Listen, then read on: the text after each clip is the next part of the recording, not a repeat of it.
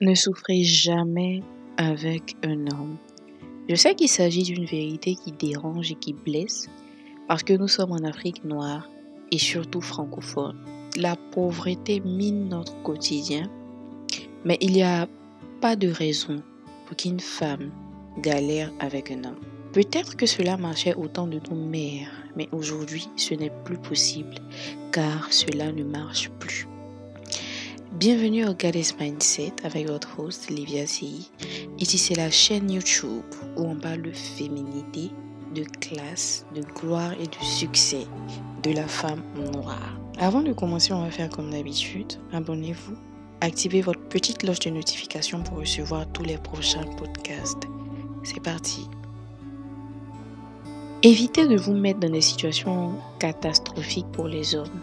Je le dirai toujours. Il faut que tout laisser tomber et d'avancer. Bien sûr qu'il y aura toujours des difficultés dans la vie, mais n'exagérons pas. Les choses qu'on appelle les difficultés en Afrique, c'est souvent une horreur. Je peux appeler difficulté le fait que souvent on ne se comprenne pas dans une relation, ça arrive.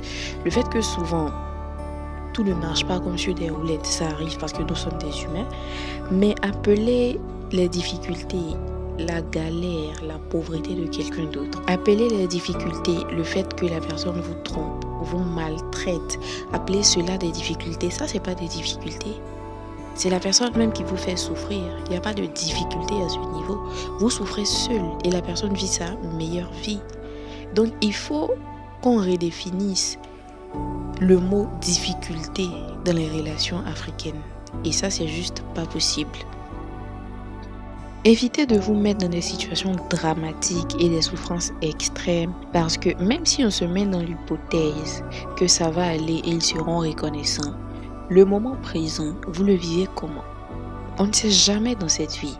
À chaque fois que vous acceptez quelque chose que vous ne voulez plus ou que vous ne voulez pas, cette chose prend de l'ampleur dans votre vie. Si vous acceptez par exemple d'aller vivre dans une maison en bois, dans un quartier extrêmement précaire avec un homme en attendant que sa situation s'améliore, il n'est pas très probable que la situation s'améliore parce que on attire ce qu'on est, on attire ce qu'on pratique et en plus vous allez attirer des situations qui vous feront rester dans cette situation encore et encore. Il y aura toujours mieux à faire avec cet argent que de déménager par exemple ou d'aller dans un nouveau quartier. Il y aura toujours des imprévus, toujours des problèmes. Et sans que vous vous en rendiez compte, vous vivez 5 ans, 15 ans dans ce genre de quartier, ce genre de situation. Parce que vous avez dit oui un jour. C'est pour cela qu'il faut avoir des standards. Il faut se dire, au moins dans la vie, si je dois aménager avec un homme, ça sera dans ce genre de maison, ce genre de quartier. Pas Beverly Hills, mais le minimum. Il faut toujours avoir un minimum. Ma mère m'a toujours dit, tu peux galérer, souffrir et habiter dans les pires conditions parce que tu es seul. Mais tu ne peux pas être avec quelqu'un. Tu ne peux pas être accompagné et souffrir autant. Reste seul, c'est mieux. Et c'est pourquoi on appelle ce genre de quartier de vie, mon mari m'a laissé. Ça porte bien son nom. Parce que le pire, les hommes s'en foutent. Quelle que soit la situation, du moment où tu vis avec lui, il voudra combler ses désirs. Vous vivez sous un pont, dans une maison en paille, dans la rue. Il voudra assouvir ses besoins. Pourquoi? C'est pas eux qui portent des grossesses. C'est pas eux qu'on charcute à l'hôpital lorsque vous allez dans des hôpitaux boutiques où on vous fait des césariennes n'importe comment. Et même si tu décides d'avorter, tu risques ta vie. C'est pour cela qu'ils ont le ça va aller aussi facile. Il y a beaucoup de choses qu'ils ne vivront jamais. Si les hommes, à chaque rapport sexuel, risquaient ce qu'on risque, ils prendraient plus de précautions, je vous assure. Pensez toujours plus loin. Vous risquez toujours plus.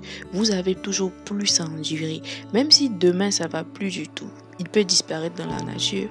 C'est facile pour eux de laisser des enfants et de disparaître, mais vous, qu'est-ce que vous ferez? Tu iras où? Avec des enfants impliqués et une situation désastreuse. C'est pas facile du tout. Je suis une jeune femme noire et africaine comme vous. J'ai pas fini d'apprendre de la vie. Et on n'est pas obligé de tout expérimenter soi-même. pour avoir de l'expérience. Et je parle des plus basses couches de misère, de pauvreté de la femme noire.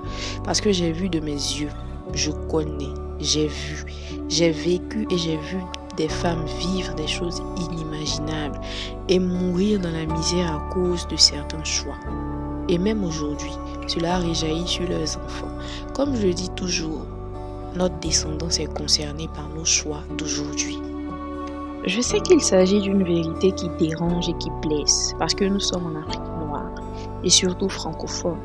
La pauvreté mine notre quotidien. Il n'y a pas de raison pour qu'une femme galère avec un homme. Peut-être que cela marchait au temps de nos mères, mais aujourd'hui, ce n'est pas possible. Il n'y a aucun avantage à ce que vous fassiez cela. Choisissez quelqu'un qui est prêt, aujourd'hui et maintenant, quelqu'un qui est stable. Arrêtez d'imaginer un potentiel qui n'existe pas. C'est pas sûr qu'il réussisse un jour comme vous imaginez. En plus, qu'est-ce qui vous dira qu'il sera reconnaissant? Sur 100 hommes, 90 abandonnent leur copine après avoir réussi. Parce que comme je vous le dis tout le temps sur Instagram, sur le compte du Goddess Mindset, vous ne connaissez pas le visage d'un homme tant qu'il est encore pauvre. Tant qu'il est pauvre, il fait avec. C'est lorsqu'il a les moyens qu'il fait ses vrais choix de vie. Ne vous méprenez pas et ne risquez pas vos années de vie pour rien. Arrêtez d'être naïf et ouvrez les yeux. Une dame sur Facebook qui disait qu'elle ne peut pas sortir et que son mari doit vraiment avoir les moyens et tout. Et les gens étaient tellement énervés, les gens étaient tellement... je sais pas, c'était juste atroce. Mais ce qu'elle dit, c'est vrai en fait. Ce qu'elle dit, c'est vrai. Et moi, je me dis, c'est à vous de comprendre que c'est un sujet sensible et que les gens vont vous juger si vous avez des standards en tant que femme noire. Parce qu'ils sont habitués à nous voir souffrir, à accepter des miettes sans se plaindre. Même vos parents, vos propres parents, frères et sœurs vont vous faire sentir ainsi. Donc, n'argumentez pas sur les réseaux sociaux par rapport à l'argent dans le couple et tout. Ne faites pas n'importe qui. Ne laissez pas n'importe qui vous parler n'importe comment. Comprenez que c'est un sujet sensible qui causera toujours des débats. Ayez des standards, prenez soin de vous et avancez quand quelque chose ne vous plaît pas. C'est tout. Cela se vit, ça ne se raconte pas. À chaque fois que vous êtes dans une relation où vous n'êtes pas traité à votre juste valeur, vous voyez que les choses sont un peu trop difficiles, allez-y, c'est tout. En plus, quelque part, ils font tout cela pour vous. Vous êtes des prizes. C'est un peu pour vous impressionner que toutes ces commodités ont été créées. Un homme peut vivre dans sa maison avec sa télévision, son sofa et il est heureux. Mais une jeune dame célibataire, sa maison est toujours beaucoup plus équipée parce que les femmes apportent la vie au sens propre et au sens figuré. Donc si même dans des conditions extrêmement complexes, ils ont déjà une femme et des enfants, si tout leur est déjà offert, pourquoi lutteraient-ils encore? Surtout pour les moins conscients du groupe. S'ils ont déjà tous les privilèges, pourquoi lutter encore? C'est pour cela qu'en tant que femme noire, on souffre autant. Parce qu'on accepte absolument tout. L'argent et la stabilité financière comme gage d'une relation est encore tabou. Et tant qu'on n'arrête pas d'avoir honte et peur d'avoir des standards, ça sera difficile. Tant qu'on continuera de donner naissance dans le vide en disant que Dieu va faire, on vivra les mêmes choses. La femme est le moteur du développement économique des nations. Si l'industrie automobile marche, c'est parce que les femmes s'intéressent à la voiture, à une marque de voiture, et les hommes achètent pour leur faire plaisir. Pour séduire la lionne, le lion affiche sa crinière ainsi. L'homme achète de grosses cylindrées, en grande partie pour frimer, séduire sa femme et la femme. Certains même en offrent, ne nous leurrons pas. Si les femmes du monde décidaient de ne plus aimer les voitures, mais les bicyclettes, cette industrie va quintupler son chiffre d'affaires. Les arguments avancés par les hommes sont, pour ceux qui croient aux mensonges, des blagues. Les compagnies aériennes se font beaucoup d'argent, surtout pendant les périodes de fête, grâce aux femmes. L'amour est à l'origine de nombreux voyages. On part quelque part retrouver celle qu'on aime. Dans ce cas, le billet ne coûte pas cher, mais en mission, la quasi-totalité des hommes en montant dans l'avion pensent à une inconnue qu'ils vont retrouver pour quelques jours. L'industrie textile doit chaque mois donner des primes aux femmes. Sans les femmes, leur déficit serait énorme. Elles doivent beaucoup aux femmes. Ne parlons même pas de celles qui font les pagnes en Afrique et pour l'Afrique, de vrais vénards. Elles ne peuvent pas nier l'importante contribution des femmes dans l'essor de l'industrie mondiale. La femme est une obsession permanente qui motive les cœurs des hommes. Même en achetant un morceau de tissu pour se confectionner une chemise, l'homme pense le porter pour séduire une femme, comme le lion monte sa crinière à sa lionne. Sans les femmes, il n'existe rien. Ce passage est tiré d'un livre, le livre de Isaïe Biton Coulibaly, Les piments de la nuit, je crois, oui. Donc, la femme est importante dans cette société et toutes ces industries et tout le reste a été fait pour vous séduire.